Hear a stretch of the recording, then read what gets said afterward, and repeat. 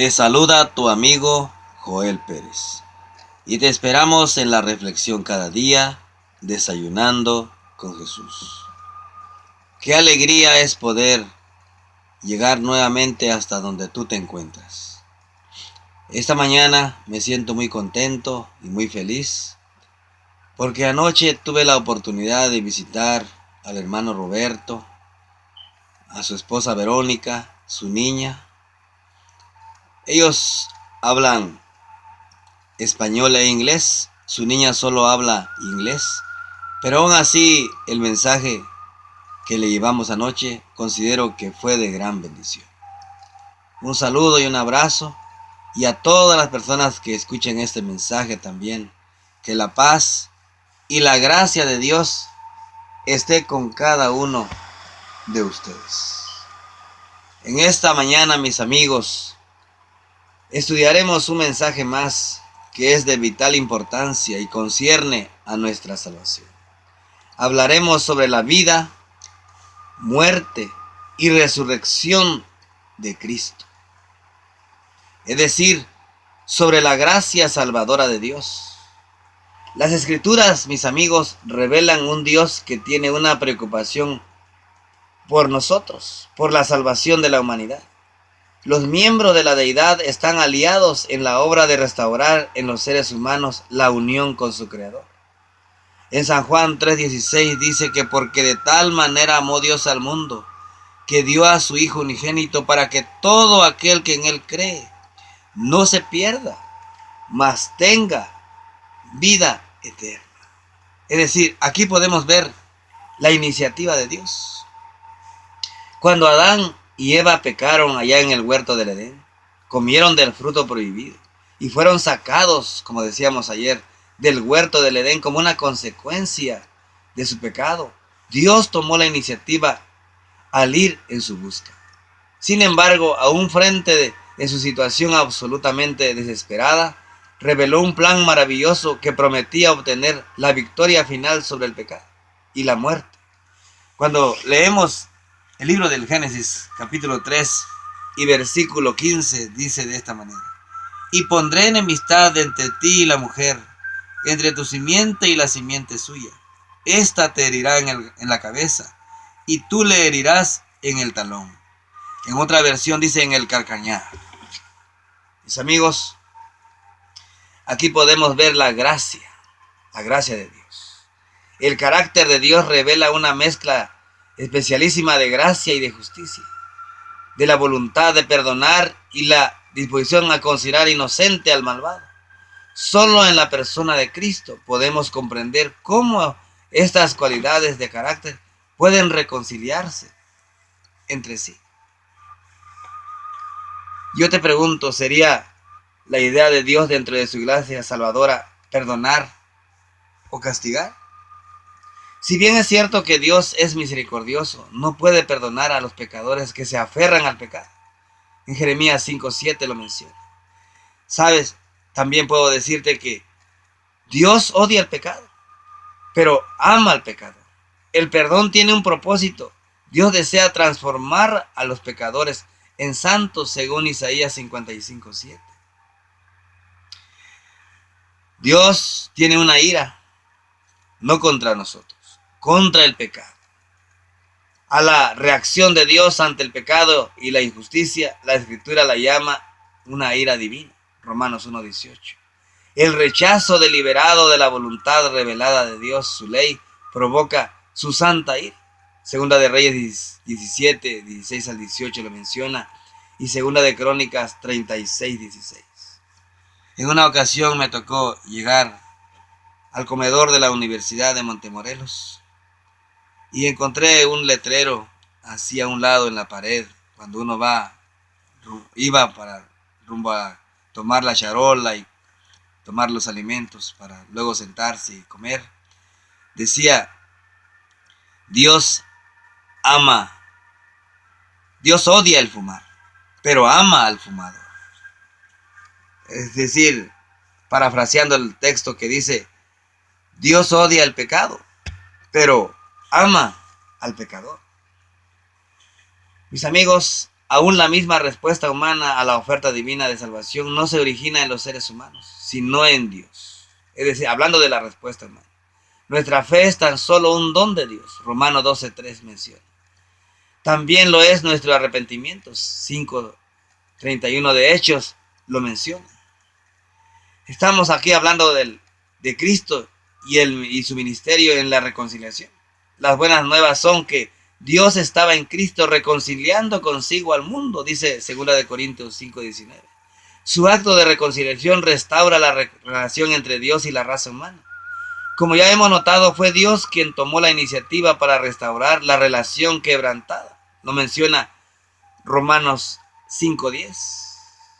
Muchos cristianos limitan la idea de la reconciliación asociándola exclusivamente con la expiación, es decir, con los efectos redentores de la encarnación, los sufrimientos y la muerte de Cristo. Sin embargo, en los servicios del santuario, la expiación no solo implicaba la muerte del cordero del sacrificio, sino que incluía también la administración sacerdotal de su sangre derramada en el santuario mismo. Cuando el pueblo de Israel iba peregrinando rumbo a la tierra prometida, se hacían ritos en el santuario. El sacerdote mataba al cordero. ¿A quién simbolizaba el cordero? A Cristo Jesús. ¿A quién simbolizaba el sacerdote? A Cristo mismo, que iba a oficiar su cuerpo como un sacrificio vivo, santo, ante Dios en favor de la humanidad. Saben que el sacrificio expiatorio de Cristo marcó el punto de retorno en la relación entre Dios y la humanidad, aquello que se había perdido. A pesar de que hay un registro de los pecados de la gente como resultado de la reconciliación, Dios no les imputa sus pecados. 2 Corintios 5:19 menciona. Saben, yo les menciono que el sacrificio o la muerte de Cristo es necesario. Para que un Dios de amor mantenga su justicia y corrección moral, la muerte expiatoria de Jesucristo llegó a ser una necesidad moral y legal. En consecuencia, la cruz es una demostración tanto de la misericordia de Dios como de su justicia. Yo les pregunto, mis queridos amigos, ¿qué logra realizar el sacrificio expiatorio de Cristo? El sacrificio propio de Cristo complace a Dios, porque esta ofrenda de sacrificio quitó la barrera que existía entre Dios y el hombre pecador, por cuanto Cristo cargó plenamente la ira de Dios contra el pecado del hombre. A través de Cristo la ira de Dios no se vuelve amor, sino que es desviada del hombre y llevada a sí mismo. Aquí vemos cómo el sacrificio expiatorio de Cristo se cumple cuando Él llega a la cruz del Calvario. Un concepto importante en el plan de salvación es que los pecados y la culpabilidad que nos han contaminado pueden ser transferidos al portador de nuestros pecados, haciéndonos así ser limpios. Mis amigos, cuando uno ve la historia, la vida de David es impresionante, como él cayó muy feo en adulterio y también fue el autor intelectual de la muerte de su soldado. Pero Dios le perdonó. De hecho, Dios envió un misionero, un profeta, y él, al ser descubierto, confesó a Dios sus pecados y Dios le perdonó. Mis amigos, ¿cuál es el papel de la sangre de Cristo en la cruz del Calvario? En su sacrificio expiatorio. La sangre jugaba un papel central en los sacrificios del servicio del santuario. El Nuevo Testamento revela que las ceremonias que prescribía el Antiguo Testamento para obtener el perdón, la purificación y la reconciliación por medio de la sangre sustitutiva fueron cumplidas en la sangre expiatoria que Cristo derramó en su sacrificio en el Calvario. Hebreos 9:14, Pablo lo declara. Cristo viene al rescate nuestro por medio de Jesús, el cual testificó que el Hijo del Hombre no vino para ser servido, sino para servir y para dar su vida en rescate por muchos. San Mateo 20:28 lo menciona. Dios ganó a la iglesia por su propia sangre, dice Hechos 20:28. Tú eres comprado con la por el precio de la sangre de Cristo. ¿Qué logra el rescate? La muerte de Cristo ratificó el derecho de propiedad que Dios tiene sobre la humanidad. Pablo lo declara así: ¿o ignoráis que no sois vosotros? Porque habéis sido comprado por precio, lo dijo él en 1 Corintios 6, 19, 20. Mis amigos, la rebelión del hombre, es decir, la rebelión de Adán, trajo el pecado, la condenación y la muerte para todos sus descendientes. Vino. Cristo convirtió esa tendencia descendiente. Su muerte vicaria proveyó la liberación de la penalidad del pecado y el don de la vida eterna, dice 2 Corintios 5, 21, Romanos 6, 23 y 1 Pedro 3, 18. En la vida y la salvación de Cristo, ¿saben? Para salvar el abismo excavado por el pecado, se requirió no solo la muerte de Cristo, sino también su vida. Ambas son necesarias, mis amigos, y contribuyen a nuestra salvación. Es decir, si Jesús no hubiera resucitado, no hubiera esperanza. Entonces, ¿qué puede hacer por nosotros la perfecta vida de Cristo? Jesús vivió una vida pura en esta tierra, una vida santa y amante, confiando completamente en su Padre, en Dios. Esta vida preciosa la comparte con los pecadores arrepentidos en calidad de regalo, de ejemplo. Su perfecto carácter es descrito como un manto de justicia, dice Isaías 61:10, que nos concede para cubrir los trapos inmundos que simbolizan los intentos humanos de producir justicia, según Isaías 64:6. La vida de Cristo en el plan de salvación es una inspiración. La vida de Cristo en el mundo que Él nos proveyó es un modelo a vivir. En 1 Pedro 2, 21 al 23, ustedes lo pueden buscar. El ministerio actual de Cristo está arraigado en su muerte y resurrección. Si bien es cierto que el sacrificio expiatorio realizado en el Calvario fue suficiente y completo, sin la resurrección no tendríamos la seguridad de que Cristo completó con éxito su divina misión en el mundo. Y saben, cuando vamos a Efesios 3:10 y Filipenses 2:10 y 11, podemos ver los resultados del ministerio salvífico que Cristo realizó en la cruz del Calvario. La vindicación de la ley de Dios también va junto. El perfecto sacrificio expiatorio de Cristo exaltó la justicia y la bondad de la santa ley de Dios, así como su carácter bondadoso. La reconciliación se hace efectiva solo cuando se acepta el perdón. Estábamos considerando lo que es la justificación. El ministerio divino de reconciliación revela la futilidad de los esfuerzos humanos por obtener la salvación a través de las obras de la ley. ¿Saben? Puedo mencionarles aquí que cuando se establece así una nueva relación entre Dios y el pecador arrepentido, cuando Cristo muere en la cruz del Calvario, hay una nueva relación con Dios. Es un compañerismo basado en el amor y la admiración antes que en el temor y la obligación moral. San Juan 15, 1 al 10 lo menciona. Vamos a leer San Juan, el libro de Juan 15, 1 al 10.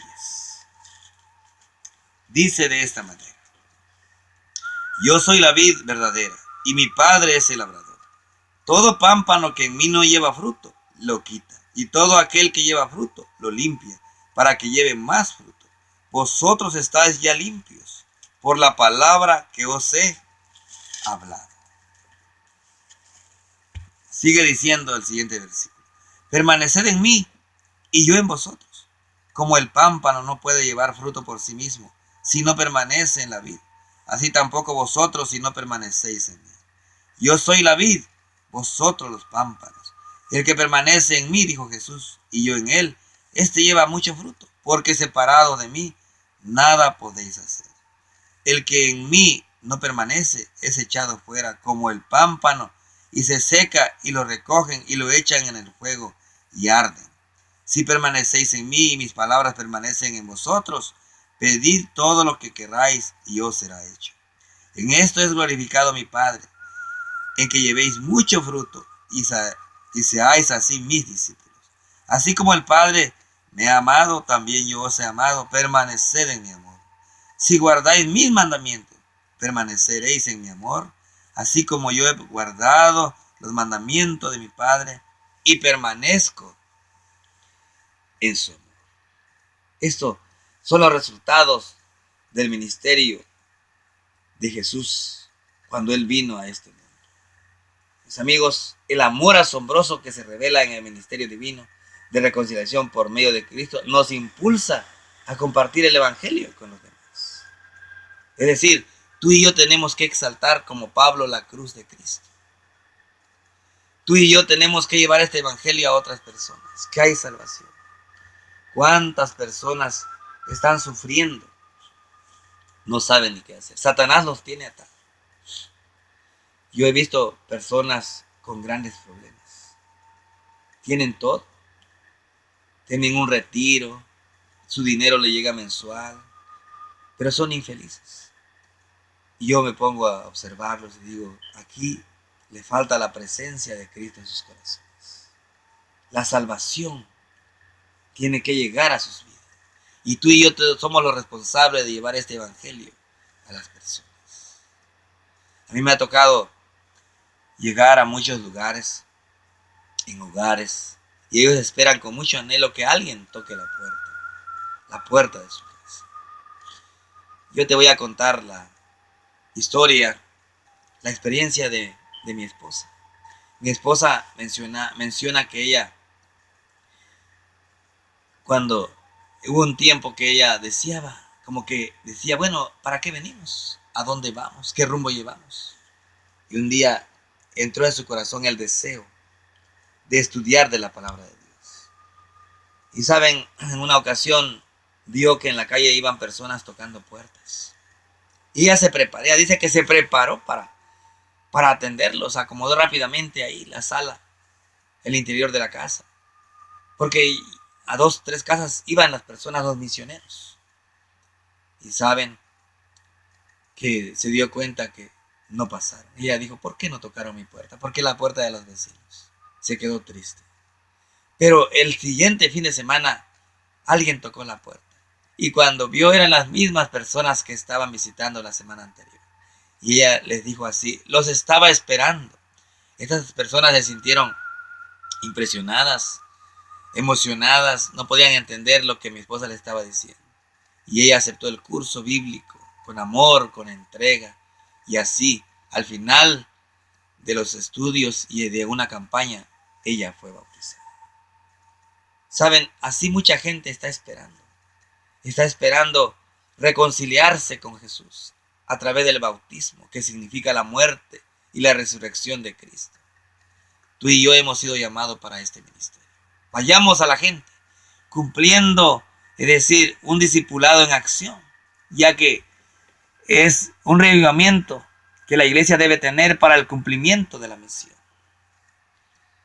En esta mañana yo te invito a que lo hagas. Si tú todavía no formas parte de la iglesia, únete a ella y te traerá muchas bendiciones.